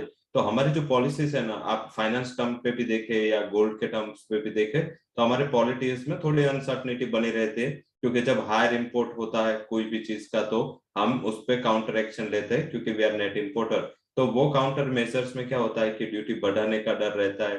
काफी टाइम जो इंडस्ट्री रिप्रेजेंटेशन करती है तो ड्यूटी कम करने का डर रहता है। एंड हमारे यहाँ जो फिजिकल मार्केट में गोल्ड मिल रहा है वो ड्यूटी एडिशन करने के बाद मिल रहा है, तो कोई भी यहाँ आएगा तो उसको ड्यूटी पे करनी पड़ेगी। तो आई थिंक जहाँ पे ड्यूटी फ्री मिल रहा है वो लोग ज्यादा प्रेफर करेंगे। यहाँ पे मुझे नहीं लग रहा कि गवर्नमेंट की जब तक ड्यूटी स्ट्रक्चर चेंज ना हो या फ्री इंपोर्ट पॉलिसी ना हो तब तक इतना बड़ा कोई बदलाव या परिवर्तन आएगा कि लोग दुबई से ज्यादा इंडिया को प्रेफर करें, क्योंकि कंपेरेटिव टूरिज्म एक्टिविटीज पे अभी इंडिया में इतनी ज्यादा नहीं है जैसे दुबई या अदर नेशंस के, तो वो भी एक फैक्टर काम करता है। But yes, on terms of value हम अभी बार्गेन पावर में नहीं है। बट जैसे फिजिकल गोल्ड की बात करें तो इतना बड़ा फिजिकल गोल्ड है, बट अभी तक क्या था कि रूरल है, टायर 3, 4, 5 सिटीज में ऐसा कोई अभी अवेयरनेस नहीं था। लोग अभी इंटरनेट यूज कर रहे हैं, अभी अवेयरनेस आ रहा है, लोग को पता चल रहा है धीरे धीरे कि वो इलेक्ट्रॉनिक मैकेनिज्म्स पे आ रहे हैं, तो लोग उसमें पार्टिसिपेट करना चालू कर रहे हैं। गवर्नमेंट भी काफी प्रोग्राम्स कर रहे हैं। फिर भी जो लव है हमारा फिजिकल गोल्ड के ऊपर, वो फिजिकल गोल्ड के ऊपर कर्ज हम क्या करते हैं कि गोल्ड को स्टोर करते हैं, वो एनपीए हो गया। जैसे बैंक में जैसे लोन एनपीए होता है, तो हमारा भी एक इतना इन्वेस्टमेंट एनपीए हो गया। तो हमारे यहाँ फिजिकल गोल्ड में हम डेफिनेटली हम इतना बड़ा होल्ड कर रहे हैं। वर्ल्ड में लार्जेस्ट होल्डर जो यूएस में फेडरल रिजर्व है, उससे ही भी कई गुना ज्यादा हमारा हाउस होल्ड करते हैं। अगर ये गोल्ड निकाल दे हम पूरा, अगर कोई निकालेगा नहीं, डेफिनेटली नहीं निकालेगा, बट अगर आप उसकी वैल्यू टर्म्स में देखें तो एक पैरेलल इकोनॉमी इंडिया में इससे खड़ी हो सकती है। जैसे 25 लाख शादी की बात हो रही थी, अगर आप देखो कि अगर 25 लाख शादी में 1 ग्राम पे गोल्ड गया तो वो वैल्यू टर्म्स में क्या होगा। तो आई थिंक ये डेफिनेटली इंडिया के पास ये पावर है कि हम गोल्ड का फिजिकल डिमांड या फिजिकल फंडामेंटल से वो चेंज कर सकते हैं। बट गोल्ड वैसे देखे तो 90% से ज्यादा गोल्ड कंज्यूम होता है फिजिकल, बट जो 10% होल्ड करते हैं, ईटीएफ में होल्ड करते हैं या एसपीडीआर होल्ड करते हैं, पावर उसके पास है। और हमारे यहाँ अभी तक इतना इलेक्ट्रॉनिकली हम स्टोर नहीं करते, ना तो हमारे पास कोई इतना बड़ा फंड है जो गोल्ड में इतना एसपीडीआर जितना वेटेज रखता है। तो आई थिंक तब तक हमारे पास शायद पावर नहीं होगा, बट यस हमारे पास पावर आएगा। थोड़ा थोड़ा अभी एजुकेशन हो रहा है, अभी लोग समझ रहे हैं, गोल्ड मोनेटाइजेशन फैल गया, बट अभी जो नया बाइंग हो रहा है उसमें ज्यादातर लोग समझ रहे हैं, सिक्योरिटी भी देख रहे हैं। तो I think in terms of that मुझे लग रहा है कि फिजिकल गोल्ड में जो हमारा दबदबा है वो आगे जाके बरकरार रहेगा, बट इलेक्ट्रॉनिक फॉर्म पे हम इतना अभी काफी कुछ करना बाकी है। जी मनोज जी, यहीं से एक जुड़ा हुआ सवाल है कि जब हम इकोनॉमी की बात करते हैं तो लोग कहते हैं कि शेयर बाजार अर्थव्यवस्था का बैरोमीटर है। गोल्ड हमारे पास इतना ज्यादा है स्टॉक में फिजिकली कि उसकी शायद अभी पूरी वैल्यूएशन नहीं हम कैलकुलेट कर सकते। तो क्या, और जबकि हम इंपोर्ट हर साल एक बड़ी मात्रा में कर ही रहे हैं, स्पॉट गोल्ड एक्सचेंज आ रहा है, ईटीएफ है, दूसरे कई उपाय हो रहे हैं, तो क्या भारत की बैरोमीटर, इकोनॉमी का बैरोमीटर को हम गोल्ड को क्यों नहीं गिन पाते अभी तक, या कैसे वो बैरोमीटर मापा जाए कि शेयर बाजार के अलावा कि गोल्ड भी जो है भारतीय अर्थव्यवस्था का बैरोमीटर हो? इसको दो पार्ट में डिस्कस करेंगे कमल जी। पहला तो जो आपने दुबई वाला जो क्वेश्चन रवि जी से किया था जी, दुबई में जो सोने की चमक इतनी बढ़ने के पीछे सबसे बड़ा कारण ये है कि वहां पे जो ट्रेड है वो फ्री ट्रेड है, मतलब ड्यूटी नहीं है वहां पे। और हमारे यहाँ पे अभी जो ड्यूटी है वो 12.5% थी, जो पिछले बजट में घटी थी, और अभी 7.5% ड्यूटी है, और वहां पे सेस भी है।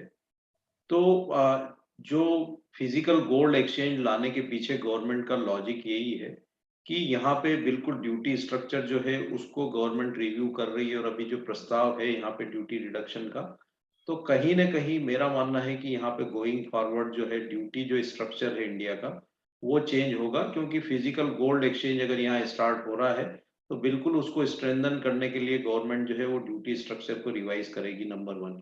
नंबर 2, यहाँ पे जो ड्यूटी जो रिवीजन होगा तो कहीं ना कहीं उसको हम जो है एडबैक करेंगे इन टर्म्स ऑफ जीएसटी।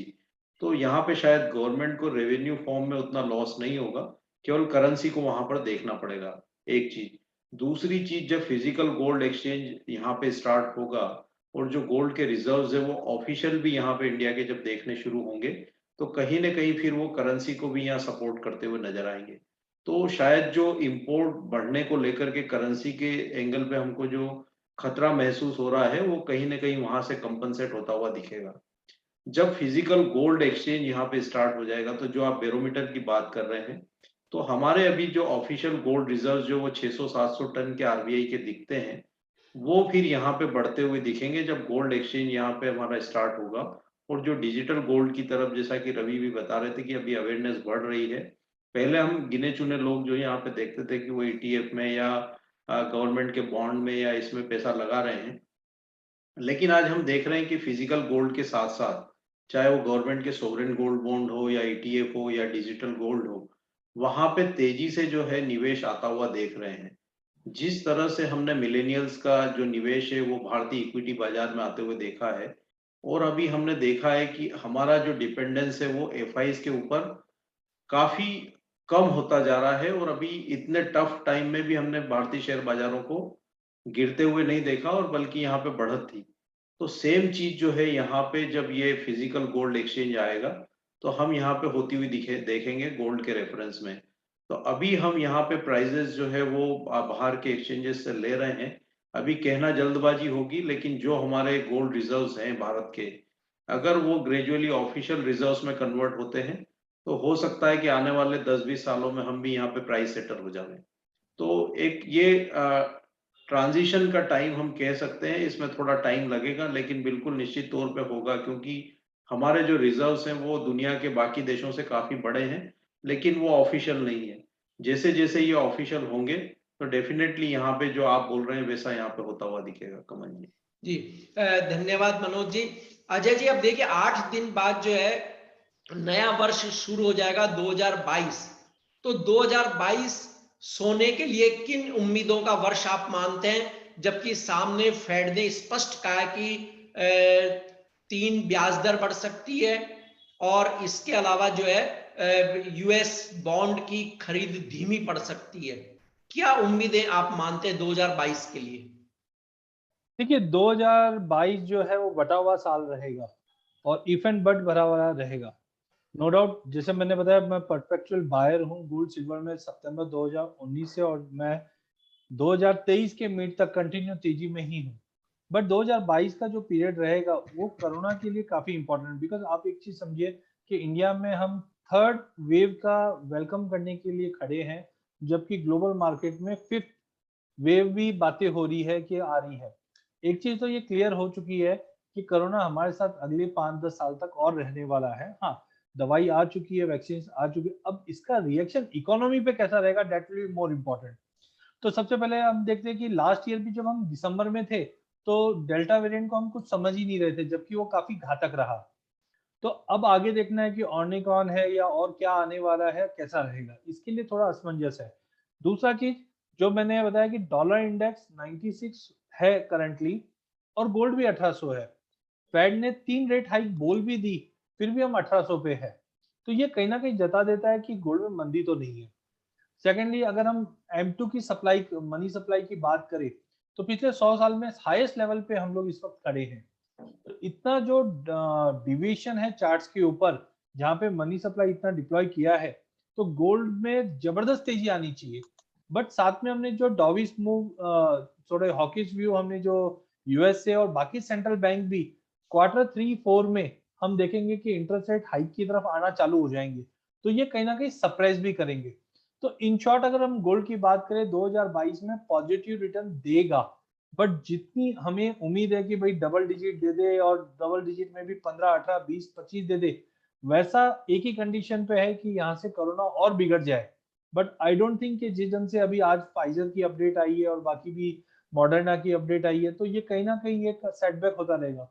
तो इन ऑल मैं बोल सकता हूँ कि अगला साल जो रहेगा सोने के लिए वो पॉजिटिव रहेगा, बट एक्स्ट्राऑर्डिनरी बड़े रिटर्न्स का आप हवाला मत रखिए, क्योंकि ऑलरेडी अगर हम बात करें 2020 के अंदर 26 से 56 देख चुके हैं, और अगर मैं अभी 46 की भी बात करूं तब भी आप देखिए कि करीबन आपको 20,000 की रैली तो गोल्ड ने 2020 में दे चुका है। तो आप समझ के चलिए ये जो 20,000 का जो गेन आया है गोल्ड में 2020 में, इसको एटलीस्ट 2 साल लगेगा इसको एडजस्ट करने में। बट हाँ, रिटर्न आपको पॉजिटिव 2022 के अंदर गोल्ड जरूर देता हुआ दिखाई देगा। जी मनोज जी, अब अंतिम सवाल है आप तीनों विश्लेषक से कि सर सोने चांदी के लिए जनवरी महीने का प्राइस आउटलुक आपको क्या लगता है? जहां तक मैं गोल्ड की अगर बात करूं तो मेरा मानना है कि जनवरी में कीमतें एक बार फिर 49,200 से 49,500 तक आ सकती है। डाउन साइड में मेरा मानना है कि 47,700 जो है वो काफी स्ट्रांगली यहाँ पे गोल्ड होल्ड करता रहेगा। तो जब भी यहाँ पे गिरावट आती है तो बाय ऑन डिप्स की स्ट्रेटेजी रखना चाहिए। 48,400 के आसपास यहाँ पे कीमतें अभी थोड़ी रुकती हुई दिख रही है, लेकिन एक बार इसके ऊपर स्टार्ट होती है तो डेफिनेटली हम फिर एक बार 49,000 के ऊपर आते हुए देखेंगे। चांदी की अगर बात करें तो यहाँ पे जो सितंबर महीने में गिरावट आई थी 58,000 तक की, उसके बाद हमने अच्छा बेस बनते हुए देखा और ग्रेजुअली वहां से हम बेबी स्टेप्स जो है वो चांदी को लेते हुए देख रहे हैं। तो मेरा मानना है कि जनवरी मंथ जो है वो चांदी के लिए एक आउट परफॉर्मेंस वाला हो सकता है, क्योंकि बेस मेटल्स में भी यहाँ फिर एक बार रिकवरी देखने को मिल रही है। तो सोने के कंपैरिजन में चांदी में यहाँ बेहतर रिटर्न्स जनवरी में देखने को मिल सकते हैं। ऊपर में मेरा मानना है कि 65,000 से 66,000 तक भी यहाँ चांदी जो है जनवरी मंथ में दिखा सकती है। तो चांदी में यहाँ पे जो है तेजी कर सकते हैं सोने के कंपैरिजन में। यहाँ भी बाय ऑन डिप की रणनीति रखना चाहिए। मेरा मानना है कि 60,000 जो है चांदी यहाँ स्ट्रांगली होल्ड करेगी। जब जब भी यहाँ गिरावट देखने को मिले बिल्कुल आप बाइंग जो है करें उसमें, और ऊपर में 65 से 66,000 तक के लक्ष्य लेकर के चल सकते हैं। जी अजय जी, जनवरी महीने के लिए सोने चांदी में आपका प्राइस आउटलुक क्या है? देखिए जनवरी मंथ में मुझे लगता है जिस ढंग से दिसंबर में हमने अच्छा खासा बेस बनाकर आज भी हम 1800 के ऊपर अच्छे से होल्ड कर रहे हैं, तो मुझे लगता है कि सोने में और चांदी में जनवरी मंथ पॉजिटिव रहेगा। जो अपसाइड में मुझे लगता है 49,500 तक का लेवल हम जनवरी एंड तक देख पाएंगे गोल्ड के अंदर। इंटरनेशनल में करीबन 1856 तक का लेवल देख पाएंगे। रुपया काफी इंपॉर्टेंट रहेगा इसमें। वहीं चांदी अगर देखें तो इस बार 2140 का जो स्पाइक मारा है ये कहीं ना कहीं बहुत बड़ा स्ट्रॉन्ग मोमेंटम के लिए तैयार कर रहा है। एज ऑफ नाउ हमें लगता है कि जिस ढंग से ये 2280 के ऊपर अगर होल्ड कर जाता है दिसंबर महीना, तो $24.5 से $25 तक का एक अच्छा तेजी मिल जाएगा, जिसको अगर डोमेस्टिक मार्केट में सभी चीजों के साथ एडजस्ट करते हुए चले, तो मुझे लगता है प्राइजेस 66,500 तक का 66,500 का लेवल स्पाइक कर सकता है तेजी में। जिस ढंग से बेस मेटल में हमने देखा चाइना में बीजिंग ओलंपिक के चलते प्रोडक्शन कर्टलमेंट है, तो बेस मेटल का भी सपोर्ट चांदी को मिल रहा है। और गोल्ड सिल्वर रेशियो में रिसेंटली जो हमने गेन देखा 81-82 की रेंज में, अब यहाँ पे ये गोल्ड सिल्वर रेशियो में गिरावट आ रहा है, तो मुझे ड्यूअल कंफर्मेशन मिल रही है चांदी के लिए। तो 2140 का स्टॉप लॉस, या हम बोल सकते हैं 60,000 के स्टॉप लॉस डोमेस्टिक मार्केट में रखी है। और ऊपर में मुझे लगता है कंजर्वेटिव भी अगर मैं जाऊं, तो 65,500 तक का लेवल हम जनवरी एंड तक चांदी में देख पाएंगे। जी धन्यवाद अजय जी। रवि जी, आपसे भी यही सवाल कि आपका प्राइस आउटलुक क्या है जनवरी के लिए दोनों प्रीशियस मेटल में? डेफिनेटली अभी जो सेंट्रल बैंकर्स ने जो भी पॉलिसी स्टेप लिए लास्ट मंथ में, वो मुझे लग रहा है कि वो गलत टाइम पे स्टेप आए। हालांकि मैं अभी नहीं मानता हूँ कि मैं फेडरल रिजर्व से बड़ा हूँ, मेरा पर नॉलेज उससे ज्यादा है, बट आई थिंक कि जो टाइम था वो गलत हो गया, क्योंकि उन्होंने पॉलिसी टाइटनिंग चालू किया और फिर से ओमिक्रॉन का प्रॉब्लम है वो इकोनॉमी में आया। तो अभी गोल्ड और सिल्वर क्या डिस्काउंट करके चल रहे हो आप अगर देखो, तो आपको पता चल जाएगा उसका आउटलुक क्या है। हमने डिस्काउंट कर दिया है डबल टेपरिंग जो यूएस की ओर से है। Bank of England, bank of Japan जो लिक्विडिटी की बात कर रहे थे, उन्होंने भी टेपरिंग चालू कर दिया। बैंक ऑफ इंग्लैंड ने तो अपना इंटरेस्ट रेट भी बढ़ा दिया, ईसीबी ने भी अपना टाइटनिंग चालू करने वाला है, आरबीआई ने भी ऑलरेडी टाइटनिंग चालू किया। तो जो टॉप 5 सेंट्रल बैंकर है उसमें से 4 सेंट्रल बैंकर है वो अभी अपने हाउकिश पॉलिसी में आ चुके हैं। बट अभी जो पॉलिसी टोन है वो रिवर्स होगा अगर ओमिक्रॉन का जो अभी डेल्टा या दोनों मिला के वायरस के जो केसेस आ रहे हैं यूएस में, यूरोप में, वो अगर ठंडी बढ़ी यहाँ से, तो आई थिंक ये 2 से 3 महीने ड्यू रहेगा, 2 से 3 महीने ये खतरा रहेगा। और उसमें मुझे लग रहा है कि 1 से 2 महीने में फेडरल रिजर्व हो या बैंक ऑफ इंग्लैंड हो या बैंक ऑफ जापान हो, उन्होंने उसको अपनी पॉलिसी है जो अपनी टाइट करके जो जा रहा है उसमें थोड़ा ढील देना होगा, अदरवाइज इकोनॉमी पे काफी बड़ा संकट होगा। तो ऑलवेज इफ एंड बट्स आता है, जब इकोनॉमिक आउटलुक को लेके खतरा होता है तब गोल्ड ऑलवेज परफॉर्म करता है, आउट परफॉर्म भी करता है। तो मुझे लग रहा है कि कंजर्वेटिवली आप 1 से 2 महीने में 49,500 तक के लेवल्स आप एक्सपेक्ट कर सकते हैं। आई थिंक स्टॉप लॉस आप 47,500 का रखे। जैसे सिल्वर में भी बेरिश नहीं है, आउटलुक पॉजिटिव है, उसमें पर्टिकुलर 60,000 का level as a stop loss ध्यान में रख के आप सिल्वर में बाइंग साइड जाए। हालांकि 61,600 61,800 के बिटवीन आप बाय करें। अपर साइड मेरा मानना है कि सिल्वर भी 65,200 तक के लेवल्स आपको 1 से 2 महीने में दे सकता है। तो आई थिंक जैसे आगे अजय जी ने भी बात की, मनोज जी ने भी बात की, मैं भी बुलिश हूँ। बट मुझे लग रहा है कि अगर पॉलिसीज में बदलाव नहीं हुआ और इकोनॉमी में अगर रिस्क आया आगे जाके एंड ओमाइक्रोन अगर बढ़ा, तो ये हमारे सारे टारगेट कंजर्वेटिव हो गए यहाँ से और ऊपर जाने की जगह। जी धन्यवाद रवि जी, बहुत ही सार्थक चर्चा रही गोल्ड और सिल्वर पर, और ये पता लगा कि आशाओं का वर्ष बनाए रखें। आशा का वर्ष ही रहेगा 2022, जहां हम सोने और चांदी में अर्निंग देख सकेंगे।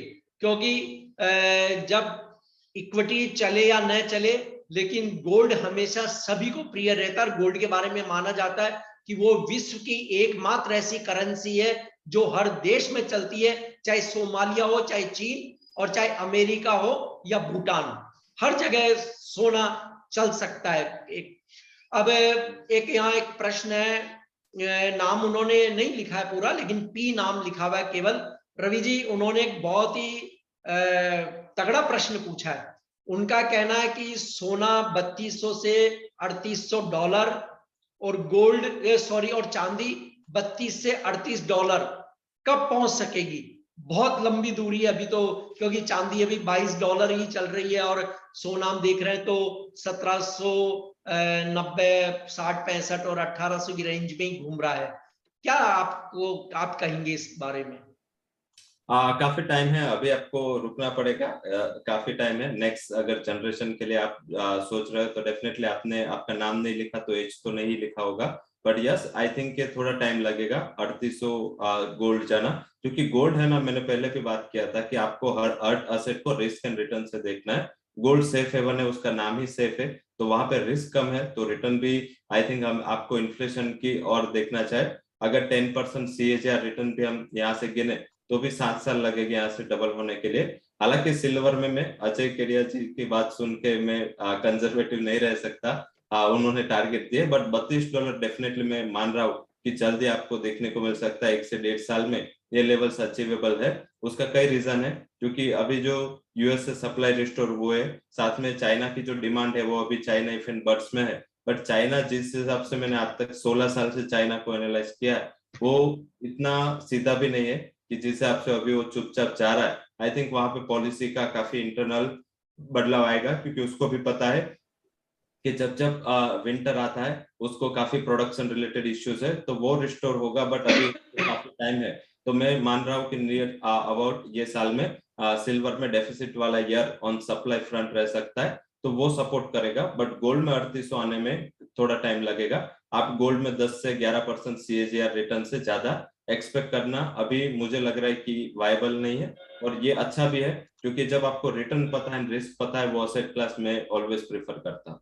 जी मनोज जी, यहाँ एक बात मेरे मन में सवाल उठा है, किसी दर्शक ने नहीं पूछा, मैं पूछ रहा हूं कि जब हम देखते हैं कई बार सोना $1884 के आसपास आता है, उसके बाद मैंने देखा कि वो टिकता नहीं है मोस्टली। एक दो बार उसने ठीक है $1900 भी क्रॉस किया था, लेकिन मैंने देखा कि $1884 के बाद वो ज्यादातर नीचे आया है, अभी भी नीचे ही चल रहा है। तो सर ये कौन सी लेवल हो कि उसको तोड़े तो वो 1884 के ऊपर टिके, या 1884 फिर से आए तो बेच दें? नहीं, यहाँ पे बेचने का कोई सीधा बेंचमार्क नहीं है। जैसा कि मैंने पहले भी बताया था कि गोल्ड जो है वो सेफ हेवन है। तो यहाँ पे अगर दुनिया भर की अर्थव्यवस्था में अगर प्रॉब्लम्स आती है, संकट बढ़ते हैं, तो फिर शायद 1884 या 1900 जो आप बोल रहे हैं वो भी यहाँ पे ब्रेक होते हुए दिखे। और हर एक कंसोलिडेशन के बाद अगला जो ब्रेकआउट आता है उसके बाद फिर हम नए हाईज, कोई भी एसेट क्लास हो, चाहे वो इक्विटी हो या कमोडिटी हो या और भी कोई भी चीज हो, तो वहां पे हम बनते हुए देखते हैं। तो ये 1884 ठीक है, या 1900 जो हमने देखे हैं लेवल्स, लेकिन अब अगले जो लेवल्स होंगे शायद वो हम 2000 के भी ऊपर जाते हुए देखें। जैसा कि 10% से 12% एवरेज CAGR की हम बात कर रहे हैं सोने में पिछले काफी सालों से। तो आने वाले समय में अगर हम 7-8 सालों की बात करें या इस डिकेड के एंड तक की बात करें, तो हो सकता है कि शायद हम 2500 से $2700 भी क्रॉस करते हुए नजर आवे।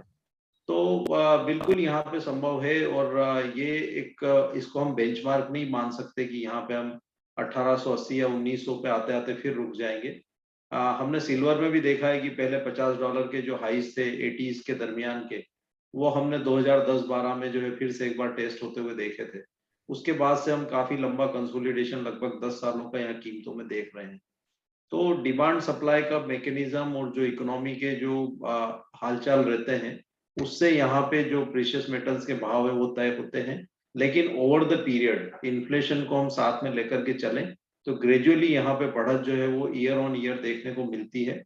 पहले हम 2000 तक गए, उसके बाद फिर हम 1500-1600 के आसपास कंसोलिडेट होते हुए देखे, लेकिन अभी 1800 एक सस्टेनेबल रेट यहाँ पे दिख रहा है। तो हो सकता है कि आने वाले 1-2 सालों में हम 2000 या 2100 उसको हम जो है नया नॉर्मल होते हुए देखें। तो ग्रेजुअली जैसे जैसे इन्फ्लेशन रहेगा तो जो रेट्स हैं वो ऊपर की तरफ जाते हुए दिखेंगे। तो जो 1880 या 1900 के लेवल्स हैं वो अगले पड़ाव में शायद अब टूटते हुए नजर आएंगे। जी धन्यवाद मनोज जी। अजय जी, ये मेरे को पक्का पता है कि वेबिनार समाप्त होते ही रवि जी का फोन आपको जरूर आएगा और ये प्रश्न आएगा कि कौन सा सर ऐसा लेवल है कि जहां से मैं हर रोज खरीदता जाऊं चांदी, हर रोज खरीदूं। अगर आज मेरे पास 5,000 रुपए हैं तो 5,000 से खरीदूं, और 50,000 है तो 50,000 की लूं। सर ये जरा यहां भी बता दीजिए कि कौन सा लेवल हो कि उसके बाद चांदी लगातार खरीदते जाए और सरपट दौड़ में हम पीछे न रह सके। देखिए, अगर मैं मेरी स्ट्रेटेजी अगर यहाँ पे डिस्क्लोज करूंगा ना तो जी। आधा एक घंटा और लग जाएगा, बट ये जरूर है। नहीं, थोड़ा संक्षेप में कर दीजिए ताकि मैं जो बिल्कुल- जुड़े हुए मैं- उन्हें भी फायदा और हमें भी हो। मैं फायदे की ही बात बता रहा हूँ जी लोगों को पता नहीं फ्यूचर मार्केट से क्यों डर लगता है, लेकिन फ्यूचर मार्केट में मनोज जी भी इस चीज पे हामी रहेंगे। ऐसे ऐसे स्ट्रेटजीज है, मैं ठीक है अभी इतनी ज्यादा लिक्विडिटी नहीं है, बट मैं गोल्ड और सिल्वर में सबसे ज्यादा जो हम लोग काम करवाते हैं वो पुट राइटिंग का करवाते हैं। मैं एक छोटा सा उदाहरण दे देता हूँ। रिसेंटली हमने क्या किया, गोल्ड के, और फ्रेंकली कोई भी करे, चांदी के भी ऑप्शन है बट थोड़ी इलिक्विड है, बट गोल्ड में काफी अच्छा है। गोल्ड का भाव करीबन 49,000 चल रहा था 2 महीने पहले। और ज्यादा करके हमारे यहाँ पे जो स्ट्रेटेजी चलती है उसमें हम लोग क्या करते हैं, एक प्रोजेक्शन बना के चलते हैं 1 महीने से 3 महीने के बीच में। तो हमारा प्रोजेक्शन था कि हाँ, मार्केट अगर 50,000 नहीं तोड़ता है तो डेफिनेटली प्राइजेस 48,000 से 47,000 के बीच में सपोर्ट लेंगे। तो हम लोग करते क्या है, 47,000 पे आप पुट राइट कर दीजिए। देखिए, पुट राइट करने का मतलब होता है तेजी करना। तो मैंने कहा कि 50, अभी 49,500 का भाव चल रहा है, मैं तेजी में हूँ, लेकिन लेना कब है मुझे 47,000 में लेना है या 48,000 में लेना है, लेट्स से। तो मैं क्या करूंगा, 48,000 का गोल्ड का पुट बेच के बैठ जाऊंगा। इस वक्त अगर हम पुट की बात करें लाइव, अगर मैं मार्केट एमसीएक्स पे जाता हूं और पुट की वैल्यू देखता हूं, तो 48,000 का 495 रुपीज का पुट है। तो अगर मैंने 47 ले लीजिए, 200 रुपए का पुट है, तो 200 रुपए का पुट अगर मैंने राइट कर दिया तो इसका मतलब 200 रुपए तो मेरे बन गए, क्योंकि प्रीमियम मुझे मिल जाएगा। अब मार्केट में 3 कंडीशन हो सकती है। पहली कंडीशन, मार्केट में तेजी आ जाए। दूसरी कंडीशन, मार्केट में मंदी आ जाए। और तीसरी कंडीशन, मार्केट में रेंज बाउंड एक्टिविटी रहे। तो मैंने अज्यूम करके चलता हूँ, भाव मेरे कहने के हिसाब से नीचे आ गया तो सर मैं तो 47,000 में गोल्ड लेके बहुत खुश हूँ, क्योंकि आज का भाव तो 48,200 है, मुझे 1200 पॉइंट नीचे मिल रहा है। ऊपर से 200 रुपए का प्रीमियम और मिल गया, तो मेरा इफेक्टिव प्राइस क्या रहा, 46,800 का रहा। तो कौन आदमी ऐसा खुश नहीं रहेगा जो 48,200 वाला आइटम 46,800 में मिल रहा है। दूसरा, मार्केट में तेजी आ जाए। तेजी आ जाए तो मैंने तेजी तो की है, तो वैसे भी मुझे 200 रुपया मिल रहा है। पहले क्या था कि मैं 47 के लिए वेट करता था, बट पुट राइटिंग से हुआ क्या, कम से कम 200 रुपए की तो मुझे इनकम हो गई। तीसरा, अगर मार्केट रेंज बाउंड रह गया तब भी मुझे 200 रुपए की इनकम है। तो ये वाली स्ट्रेटेजी के अंदर चिट भी मेरी, पट भी मेरा। तो यही चीज आप कोई भी इक्विटी में अंदर भी कर सकते हो, कमोडिटी के अंदर भी। जोखिम क्या रहता है कि अगर आप भाव आपके नीचे आ जाते हैं तो वो डिलीवरी लेनी पड़ेगी आपको। तो मुझे लगता है रवि जी को भी ये स्ट्रेटेजी पता है।